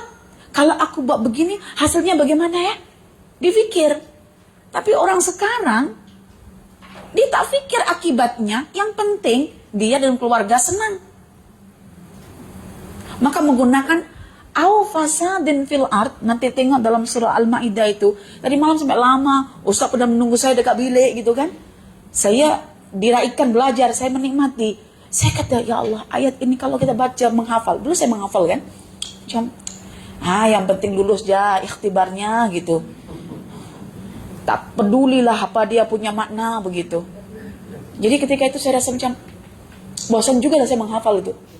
Marah juga dengan diri saya. Kenapa saya menghafal Quran ya? Akhirnya saya orang yang paling lama menghafal. Maksudnya, kalau menghafal itu, kalau saya tak tengok tafsir, saya tak boleh menghafal. Jadi menghafal itu kena menggunakan tafsir baru saya boleh menghafal. Karena saya rasa macam bodoh juga aku menghafal, tapi aku tak tahu apa makna dia. Tapi saya heran, ada orang tu laju boleh menghafal, tapi tak faham. Saya tanya ya, kok macam mana boleh hafal ya? Tapi tak faham. Saya pun tak tahu. Yang penting saya boleh, saya buat lah. Jadi saya ketika itu sangkut, tapi saya selesaikan juga dekat Mesir. Cuma dekat Mesir itu sama jugalah tuntutan di universiti lebih banyak daripada kita punya hafalan kan. Jadi macam tak tahu macam mana nak guna ayat Quran itu, karena saya orang hadis dulunya. Jadi saya anggap formality lah, hafal lah. Kalau hilang pun hilang juga tak apalah begitu. Sampai akhirnya bila belajar Al-Quran, pentingnya menghafal Quran itu untuk sebagai bekal kita mentafsirkannya. Oke, baik. Jadi, au fasadin fil ar itu au bi ghairi fasadin fil ar. Sampai dalam tafsir Ibnu Asyur itu terjadinya kerusakan, pembunuhan fi dhimmil ifsad, disebabkan oleh kerusakan yang dibuat oleh manusia. Itu masuk dalam kategori pembunuhan. Sekarang berapa jumlah orang yang mati itu? Itu yang nampak. Yang tak nampak berapa? Selalunya tak nampak lebih banyak kan? Dosa kita yang kita ingat dengan yang kita tak ingat lebih banyak mana? Anggaplah macam itu. Ya Allah, ya Tuhan. Bayangkan, satu itu dianggap membunuh manusia semuanya. Kalau bukan satu, lalu membunuh berapa? Mungkin kalau yang dibunuh itu 10, maknanya 10 dunia kalau diulang balik yang ada isinya manusia. Ya mungkin begitulah kot. Lalu bagaimana ketika dihadapkan pada ayat sebelum 94 ini? Wa may yaqtul mu'mina muta'ammidan fajazaohu jahannamu khalidan fiha wa ghadiba 'alaihi wa la'anahu wa 'adda lahu 'azaban apa? Aliman. Itu yang terbunuh orang kafir sekarang ini, Muslim majority. Tetapi bukan dibunuh oleh orang kafir. Sesama sendiri. Maka isunya apa? Orang kalau tidak paham tentang nafsu yang tidak akan pernah puas. Dalam hadis Nabi dikatakan, nafsu manusia, jiwa manusia, walaupun dibagi satu gunung emas, dia tak akan puas. Dia akan cari gunung emas yang kedua. Yang kedua dikasih puas? Tak. Dia cari yang ketiga. Bila dia puasnya, bila mulutnya sudah disumpat oleh tanah kuburan. Makanya Fir'aun itu kalau dalam cerita, macam biasa saja kan. Tapi kenapa dia ditenggelamkan dekat laut? Dan orang yang pernah diving dekat laut Mesir, itu tak sama ketika dive dekat laut Terengganu. Dekat laut Mesir itu, yang punya lesson diving itu, dia melihat dalam itu tanah lumpur. Dia melihat macam itu, dia bukan batu yang kalau kita tengok Seven Wonderful Seas dekat dunia itu kan termasuk kategori yang ketujuh. Kalau tidak silap ya, itu kan yang dekat Terengganu kan, Pulau Redang, perhentian semua itu indah. Tapi kita cuma healing dengan keindahan saja, tak tahu falsafahnya kan. Itu tidak sama. Jadi ketika Fir'aun itu ditenggelamkan oleh Allah, itu masih ego dan sempat juga mengatakan, aku beriman seperti mana imannya Bani Israel. Dia tak mau mengucapkan aku beriman kepada Allah. Nak sebut Allah itu sudah sakaratul maut, itu masih ego. Dahsyat pula kan. Tapi dia ingin selamat daripada azab itu. Karena fitrahnya menuntut dia supaya mengucapkan keimanan. Apa bunyinya? Amantu billadzi amana bihi Banu Israel. Aku beriman dengan Tuhannya Bani Israel, yaitu Allah. Tetapi malaikat takut. Takut Allah itu akan rahmat kepada Fir'aun itu. Jadi sempat katanya diambilkan oleh malaikat tanah laut itu, disumbat ke mulutnya. Supaya berhenti tak cakap lagi yang kedua. Maka dijadikanlah sebagai ayat untuk semua manusia bahwa tauhid itu yang boleh menyelamatkan manusia, sedangkan kemusyrikan, kekufuran itu yang membinasakan manusia. Maka falyauma nunajjika bibadanika litakuna liman khalfaka ayah. Jauh kita pergi ke Mesir nak tengok mami Firaun, hanya untuk selfie dengan mami Firaun. Tanda sudah pernah ke Mesir. Tetapi mana ayat yang boleh kita recall, mana yang boleh kita refleksi, mana yang boleh kita jadikan sebagai bahan muhasabah diri kita, supaya kita faham jiwa manusia tidak akan pernah puas dengan kekayaan sebesar apapun. Puasnya adalah ketika mana mulut sudah disumbat oleh tanah. Oke, baik. Innallaha kana bima ta'maluna khabira. Allah itu maha teliti terhadap perbuatan manusia, walaupun nampaknya macam perang, tapi ternyata dunia menunggang peperangan itu Allah tahu. So nanti akan ditafsir Allah di hari kiamat. Dalilnya pada surah Al-Adiyat ayat yang ke-10, wa husila ma fis sudur. Oke. Kalau macam ini, jihad itu punya aturan. Allah begitu menjaga sebetulnya nyawa manusia. Maknanya bukan suka-suka nak bunuh manusia. Manusia dibunuh bukan karena pilihan kekafiran, tetapi kekafiran itu menatijakan kezaliman. So Allah nakkan Nabi kita berperang bersama sahabat-sahabatnya untuk menyelamatkan manusia yang tertindas oleh orang-orang di atas. Orang-orang Parsi dengan kekaisarannya menindas rakyatnya.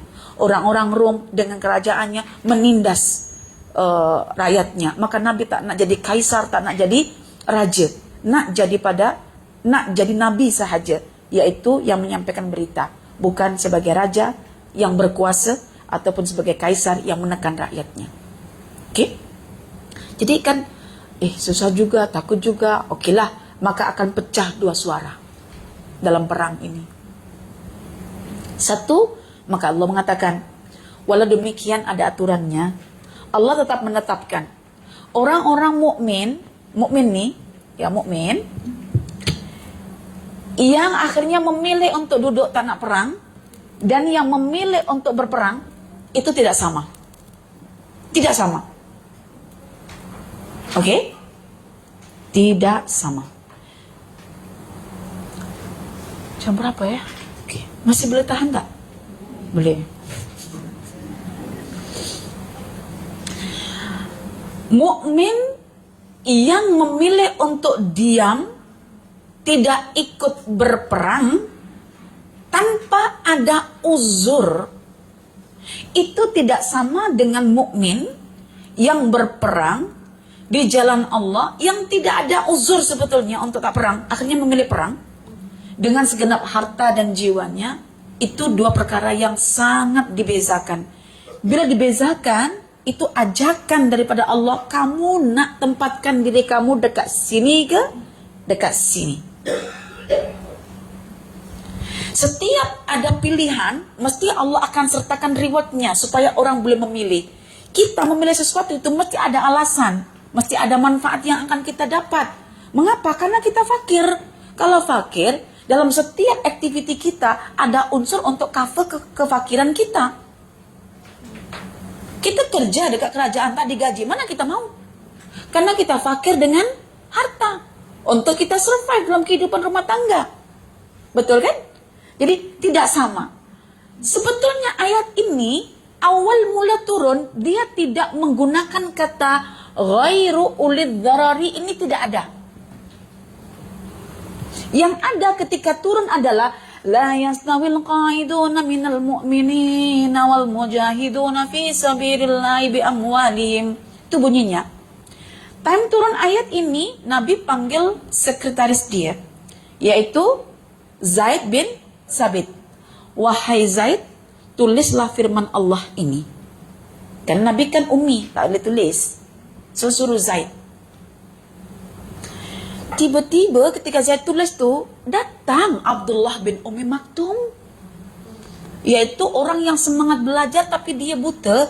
Semangat nak berjihad tapi dia uzur. Macam mana orang perang, face to face dia begini. Jadi beban nanti dekat perjalanan, nak tarik naik turun bukit ke, lembah ke, bebatuan ke, takkan nak urus satu orang buta ini kan.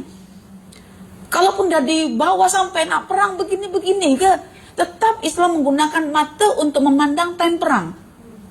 Jangan gini dengan mata batin gitu, tak boleh. Tetap gunakan mata zahir perang itu. Jadi ketika tidak ada ayat ini, bagian ini, kan maknanya tidak sama orang-orang duduk di kalangan orang mukmin dengan orang-orang yang berjihad di kalangan mukmin fi sabilillahi bi amwalihim wa anfusihim. Tidak sama. Maka Abdullah bin Ummi Maktum itu datang ke Nabi. Wahai Nabi, lantas bagaimana dengan orang yang ada uzur seperti aku yang buta ini? Nabi diam. Karena wahyu bukan daripada Nabi. Kalau kita langsung cakap, bolehlah, kau terkecualikan gitu. Dah langsung pandai buat simplicity lah. Okey, boleh. Nabi kena urusan wahyu, hatta mungkin menurut Nabi, engkau terkecuali. Nabi tak berani cakap. Sampai wahyu turun. Dan untuk menurunkan hanya bunyi ghairu ulid dharari itu, malaikat turun. Yang ketinggian antara langit dengan bumi itu berapa lama? Berapa lama ditempuh jarak? Khamsina alfasana, 50.000 tahun dalam surah Al-Ma'arij. Bahwa langit itu berlayer-layer lah kan. Berlapis-lapis gitu. Tapi malaikat tidak bosan. Walaupun hanya turun untuk membawa sepenggal ini. Ghairu ulil dharari. Turun kan Nabi. Menempuh jarak kecepatannya itu 50.000 tahun. Nanti buka dalam surah Al-Ma'arij itu. 50.000 tahun. Itu mereka sanggup. Cuma membawa ilmu ini saja. Pengecualian ini. Ketika sampai ke Nabi, Nabi pingsan. Dan ketika pingsan itu, Nabi menimpa pahanya Zaid bin Sabit. Dan ketika menimpa paha Zaid bin Sabit itu, Zaid keberatan. Dia kesakitan pahanya. Dan Nabi pun kesakitan karena berat ayat Quran tuh. Tapi tengok, ini saja yang masuk. Kan Nabi, ghairu ulid dharari, itu sudah berat dan tidak tahan. Dan Nabi berpeluh-peluh. Saya tanya perempuan, yang datang kat sini yang paling jauh siapa nih? Datang ke majelis ilmu untuk dapat 3 ayat ini yang paling jauh dari mana nih? Melaka ya paling jauh ya. Berapa jam kecepatan ditempuh ke sini? Oke lah Ustazah, ambil kecepatan dalam 70 km per jam lah Ustazah. Kira-kira dalam 1,5 jam laku Ustazah dari Melaka, atau 2 jam. 2 jam dunia kan? Ini 50.000 tahun. Itu boleh datang ke Nabi. Nak sampaikan ke Nabi segini. Kita macam paling jauh dari Melaka kan? Padahal cuma 2 jam. 2 jam dunia lagi. Makanya Imam Malik itu panggil khalifah kamu daripada Baghdad datang ke Madinah. Tak perlu saya datang ke Madinah. Orang malaikat datang ke Nabi. Itu khalifah tak mau datang. Kan Khalifah Harun ar-Rasyid kan paling suka ilmu. Dia menjemput Imam Malik untuk datang ke Baghdad. Imam Malik tak mau. Hargailah ilmu. Malaikat saja sanggup turun 50.000 kecepatan tahun lamanya itu nak bawa sepenggal bunyi ini saja. Engkau nak dapat banyak, datang pun tak nak. Dia datang ngantuk juga. Sudah ngantuk, yang didapat tak disimpan. Lepas tu singgah dekat kedai pula. Confirm hilang. Cuma mana nak buat refleksi diri. Imam Syafi'i itu kalau habis belajar, dia tak mau melalui pasar. Takut hilang ilmunya. Kita bukan melalui pasar, masuk ke pasar. Jadi baik lelaki masuklah ke pasar, jangan perempuan. Habis perempuan belajar nih. Ustazah, ada keluhan Ustazah. Saya kan Ustazah kalau masuk kelas tuh macam faham Ustazah. Tapi bila pulang itu sampai pintu tuh dah hilang Ustazah. Saya tanya tadi sangkut kat mana? Sangkut dekat restoran ini, sangkut dekat kedai runcit ini, ke pasar ini. Ya patutlah hilang kat situ. Orang Imam Syafi'i saja sanggup pusing arah menghindari pasar itu supaya kekal hafalannya. Nah kita sudahlah datang tak semangat gitu kan, dalam mengantuk, dapat sedikit tak disimpan, sudah dapat sedikit singgah dulu dekat pasar, habislah itu. Oke. Jadi kita mungkin bertanya kan puan-puan, memang Allah lupa ke tak turunkan ayat ini? Kenapa ketika turunkan kat Nabi tidak sempurna? Kenapa dibuang ghairu ulil darari? Dan baru ada ketika Abdullah bin Ummi Maktum sebut tentang dirinya, bagaimana dengan aku yang buta wahai Rasulullah? Takkan Allah itu tak tahu? Takkan Allah itu lupa? Allah tidak disifati lupa dan bodoh kan? Jadi bila saya rujuk tafsirannya Syekh Mutawalli Sya'rawi, yang saya faham lah ya daripada ungkapan ya, biasalah orang Arab kan panjang gitu, saya sederhanakan. Bukan Allah tak tahu, bukan Allah lupa dengan penggalan ini saja, bukan. Tetapi sebetulnya Allah sedang mengajarkan kepada manusia bagaimana kaidah berinteraksi dengan Al-Quran ketika mendengarkan Quran dibacakan, yaitu kena faham maknanya. Lalu mendudukkan posisi diri ada dekat mana. Abdullah bin Ummi Maktum dengar ayat ini dan dia nak membaca dirinya posisinya kat mana kalau begitu. Ghairu ulil darar tak ada. Aku ini buta. Masuk kat sini aku tak nak. Masuk kat sini aku tak boleh. Aku nak jihad, tapi aku ada uzur. Tapi ayat tentang keuzuran tak disebut. So maknanya orang belajar Quran itu bukan nak kolek ilmu, tapi nak tahu posisi diri dekat mana. Itu kaidah yang terselit. Bagaimana cara kita mendengar Al-Quran? Caranya adalah engkau faham maknanya, lepas itu engkau kena tahu posisi kamu dekat mana. Misalnya kalau ada ayat Quran berbicara tentang setan masuk dekat dada manusia, coba sekarang kita baca diri kita. Aku kan punya dada. Posisi aku dekat mana? Setan masuk suka-suka ke? Setan tak boleh masuk dalam dadaku suka-suka. Bagaimana caranya? Itu yang kita akhirnya membaca Al-Quran, mendengar bacaan Quran, memahami untuk mengetahui diri kita, bukan untuk menghukumi tentang orang lain, bukan untuk menganggap diri kita yang paling benar, tetapi berusaha untuk meniti jalan yang benar. Nanti kalau terpaling benar, tak pernah salah, jadi narsistik pula nanti.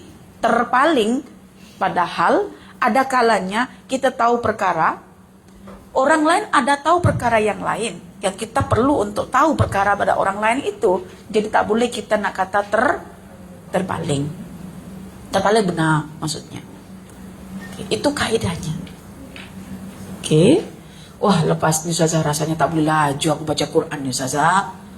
Rasanya aku tak boleh Ustazah just baca Quran je Ustazah. Kalau nak tahu posisi diri dekat mana. Oke. Kemudian Allah memberikan pengutamaan.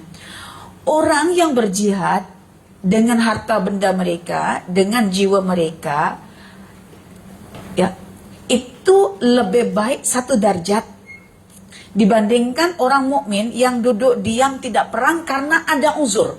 So di sini ada pembezaan, yang ini ada uzur ya. Ada uzur. Jadi kalau ada uzur bezanya nipis, 1 derajat saja. Kalau Abdullah bin Umi Maktum matanya terbuka pun dia nak perang juga. Tapi karena dia tak terbuka matanya, tak boleh ke Ustazah samakan, tak boleh sama, tetap bezalah. Dengan kebutaan dia boleh selesa dekat walaupun hatinya ingin. Tapi dengan perang, ya, dia tetap merasakan peritnya peperangan itu. Oke. Perang bukan cuma badan yang dia bawa, harta pun dia bawa, jiwa pun dia bawa. Cuma yang kedua di sini, bagi orang yang duduk diam, tidak ada uzur, tak ada uzur, maka dibezakan. Karena Nabi juga mengizinkan. Itu kes yang perang Tabuk itu kan ramai yang diizinkan Nabi tak perang kan. Sampai terjebak salah satu seorang, namanya Ka'ab bin Malik. Dia tak ada uzur, tapi dia duduk dekat rumah. Pasalnya time itu musim panas, buah-buahan lagi melimpah. So dia baru punya kendaraan lebih, pakaian banyak lebih. Akhirnya dia duduk dekat rumah, inginnya besok menyusullah tungganganku yang kuat, kudaku laju. Katanya esok dia malas juga. Esoknya lagi malas, sampai pasukan balik, baru Nabi panggil Ka'ab bin Malik. Tapi Ka'ab bin Malik jujurnya luar biasa. Tapi disitulah kelebihannya. Ka'ab bin Malik mengatakan, aku nak mengisi di akhir usiaku dengan kejujuran selepas aku sudah berbohong kepada Nabi. Ka'ab bin Malik dalam perang Tabuk. Jadi kalau orang tidak ada uzur, walaupun mukmin dan orang yang berjihad, itu perbezaannya tebal, bukan nipis. Darajat, berdarjat-darjat. Minhu, dapat darjat pertama. Yang kedua dapat maghfirah. Dan yang ketiga dapat rahmah. Mengapa demikian? Allah itu ghafurun rahiman. Maka ghafur rahimnya Allah itu diterapkan kepada kalangan mujahiduna fi sabilillah. Jadi ajran azimah itu ditafsirkan dengan darjat-darjat, kedudukan-kedudukan yang tinggi. Ditafsirkan dengan maghfirah. Ustazah ini darajat. Kenapa maghfirahnya macam mufrad, satu je? Ini bukan makna mufrad. Ini makna pengagungan. Di dalamnya mengandungi banyak maghfirah, cuma dijadikan satu karena untuk mentakzimnya. Kenapa ini bukan darajat? Nanti terkeliru dengan yang ini. Maka dibuat darajat, banyak darjat, dan maghfirahnya luar biasa sampai dinakirohkan. Tidak ada al-maghfirah tapi maghfiratan. Rahmatnya juga luar biasa yang mengikuti kata maghfirah, yaitu rahmatan. Mengapa Allah bagi maghfirah, Allah bagi rahmat bagi kalangan mujahiduna fisabilillah? Karena Allah itu dari dulu sifatnya adalah ghafurun rahiman. Begitu kan? Pendek kan? Pendek. Oke, sahabat-sahabat sekalian, inti daripada perbincangan Durarul Quran, praktisnya untuk kita buat adalah apa sahaja dalam hidup ini terkait dengan nyawa, tolong berhati-hati. Maka saya ingatkan, dokter kena jujur dengan profesi dia. Jangan buat benda-benda yang tak elok pada pesakit hanya untuk tabtaghuna aradal hayatid dunya. Saya ingatkan di situ, ada chances. Polis juga begitu. Karena sudah geram, kejar dia, tiba-tiba dapat dia kata astagfirullah, lalu mengucapkan la ilaha illallah. Nak tembak ke tak tembak? Aku polis dah belajar kat ustazah ni. Again, kena TNT kalau kita askala. Menteri-menteri, para penguasa khususnya misalnya dalam bidang contoh ekologi, persekitaran. Kalau Indonesia, Menteri Lingkungan Hidup, Menteri Kehutanan. Nah, tuh anak Kak Afida ni suka nak jadi Menteri Kehutanan. Suka hutan si Adam itu. Itu kena betul-betul menjaga nyawa ni. Peniaga juga bahaya ni. Dia jual benda yang beracun karena sudah expired date. Ataupun benda yang sudah tak terjual digoreng lagi sehingga menimbulkan keracunan, masuk hospital. Hari kan ada di Indonesia itu, bagi makan percuma, diserahkan kepada siapa begitu, tak taunya semua student mati. Ini jangan main-main, isu nyawa dalam perang saja tak boleh main-main. Di luar perang, sesama mukmin. Hati-hati, hati-hati.